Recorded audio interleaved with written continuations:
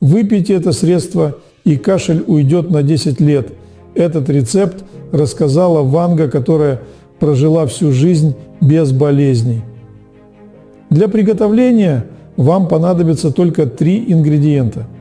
Возьмите 1 столовую ложку качественного натурального меда, 1 столовую ложку сливочного масла и 1 столовую ложку водки. Масло и мед можно растопить на водяной бане или в микроволновке на низкой мощности за несколько секунд. Не забудьте подписаться на мой телеграм-канал, там я публикую все свои рецепты, ссылка находится в описании. Теперь добавьте 1 столовую ложку водки, все хорошо перемешайте. Эту смесь нужно пить теплой, по 1 столовой ложке 3 раза в день перед едой.